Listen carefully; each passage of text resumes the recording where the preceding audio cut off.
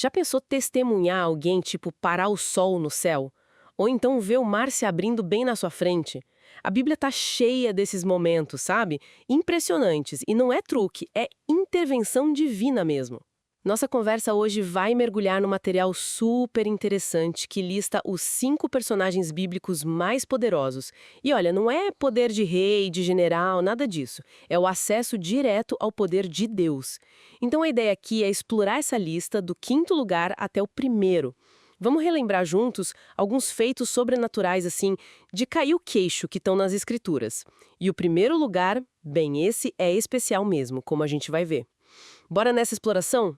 Começando então no 5º lugar, temos Josué. Ele veio depois de Moisés, né? Assumiu aquela liderança de Israel com a missão de conquistar a Terra Prometida. Exato. E que missão, hein? O evento mais, famoso de Josué, e talvez o mais visualmente espetacular, está lá em Josué capítulo 10. Numa batalha-chave contra os amorreus, ele ora. Pede para Deus parar o solo e a lua. Parar o sol e a lua. Isso, para ter mais tempo de luz e garantir a vitória. E Deus atende. É impressionante. Nossa, parar corpos celestes, a escala disso é difícil até de conceber, né? O texto bíblico até fala que nunca teve um dia igual àquele. Que autoridade. Exatamente. Mostra o Criador, sabe? Interferindo diretamente na criação por causa da fé de um líder ali no meio da batalha. É um poder cósmico, realmente. Claro, ele teve outros momentos fortes também. Liderou a travessia do Rio Jordão na cheia, a queda das muralhas de Jericó. Aquilo foi marcante. Sim, sim. E fica em quinto, talvez, porque esses atos, apesar de grandiosos, foram muito focados nesse período específico, né? Na conquista militar. Um poder para um propósito bem definido ali. Faz todo sentido. Subindo na lista, 4º lugar, Elias, o profeta do fogo. Ele aparece num momento bem crítico de muita idolatria em Israel. Elias é intensidade pura. O confronto no Monte Carmelo é o grande exemplo, né? Ele sozinho contra, 450 profetas de Baal. Imagina a cena. Sozinho. Enquanto os outros lá gritavam, se cortavam e nada aconteceu, Elias faz uma oração simples, cheia de confiança. E aí? Deus responde. Manda fogo do céu que consumiu tudo, o sacrifício, a lenha, as pedras, até a água em volta do altar. Que demonstração pública. Diferente de Josué, que usou o poder para uma vitória militar, Elias usou para uma vitória espiritual, né? Um confronto direto com a idolatria. Perfeito. Foi para restaurar a fé do povo no Deus de Israel. Mas Elias fez mais. Olha só, ele orou e controlou o clima, trouxe seca, depois trouxe chuva, chamou o fogo do céu de novo para consumir soldados que foram prendê-lo, Nossa. ressuscitou o filho da viúva de Sarepta, que nem era de Israel, e, por fim, aquele arrebatamento espetacular, né? Levado aos céus num redemoinho com carros de fogo. Incrível. Os atos dele foram muito poderosos, muito simbólicos, mas talvez um pouco menos variados que os do nosso próximo personagem. Que é o 3º colocado, Eliseu. O discípulo que pediu e recebeu a famosa porção dobrada do espírito de Elias. Ele parece ter tido um ministério com milagres mais próximos das pessoas, do dia a dia. Exatamente essa impressão. Enquanto Elias era mais o confronto dramático, Eliseu teve um ministério assim mais longo, mais diversificado. A Bíblia registra mais ou menos o dobro de milagres feitos por ele comparado a Elias. O dobro? Sim, e em muitas áreas diferentes.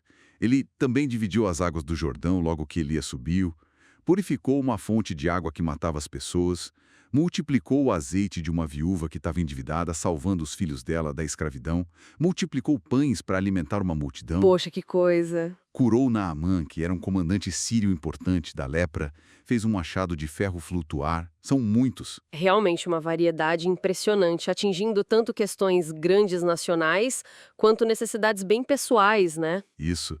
E essa unção era tão forte, tão palpável, que tem aquela história incrível. Mesmo depois de morto, um homem foi jogado no túmulo dele por acaso, tocou nos ossos e ressuscitou. É mesmo, o milagre póstumo. Exato. Essa constância, a variedade, o impacto que durou até depois da morte, acho que justifica bem ele estar na 3ª posição, acima de Elias. Chegamos agora ao 2º lugar. E esse é um gigante, Moisés. O grande legislador, o líder que tirou o povo do Egito, alguém que, segundo a Bíblia, falava com Deus face a face. A reverência por ele é enorme. E com toda a razão. Com Moisés, a escala dos milagres é monumental. E principalmente coletiva, afetando todo o povo. Pensa só nas 10 pragas do Egito. Cada uma delas era uma demonstração do poder de Deus sobre a natureza e sobre os deuses egípcios, forçando a libertação de uma nação inteira. Sim, as pragas foram terríveis para o Egito. E depois, a abertura do Mar Vermelho, para eles passarem e depois fechando sobre o exército egípcio. É uma imagem poderosa demais. E não dá para esquecer os 40 anos no deserto, né? Como sustentar milhões de pessoas ali? Veio maná, aquela comida que caía do céu, água brotando da rocha. A logística divina ali é de tirar o fôlego. Totalmente. E ainda tinha coluna de nuvem de dia e a de fogo à noite guiando o povo.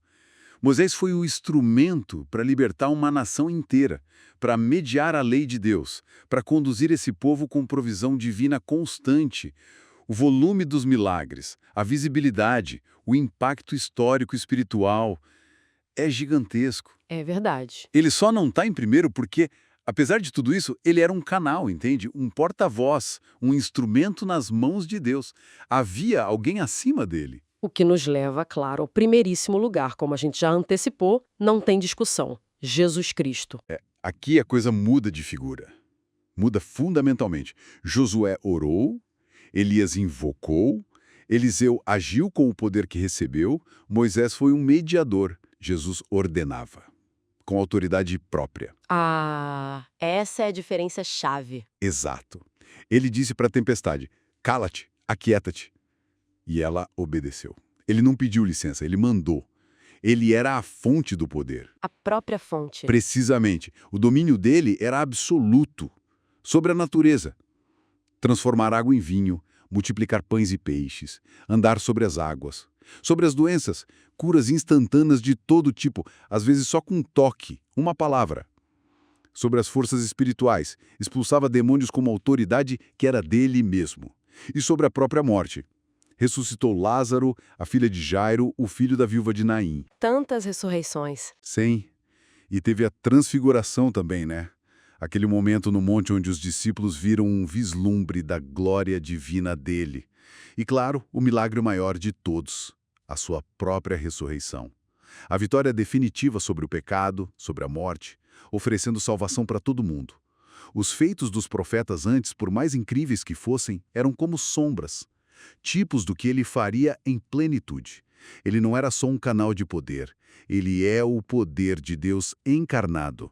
Por isso, o primeiro lugar é indiscutível. Ordinários do poder de Deus, mas fica muito claro que Jesus Cristo é a plenitude, é a própria fonte desse poder todo. E se essa nossa conversa aqui despertou algo no pessoal que está ouvindo, fica o convite, considere se inscrever no canal para a gente continuar explorando juntos, deixa também aquele like que ajuda essa mensagem a chegar mais longe e, claro, comenta aí embaixo qual desses personagens, qual milagre mais te impressionou, ou talvez tenha outro nome que você incluiria nessa lista. Queremos muito saber a opinião de quem nos acompanha. E fica uma reflexão final, né?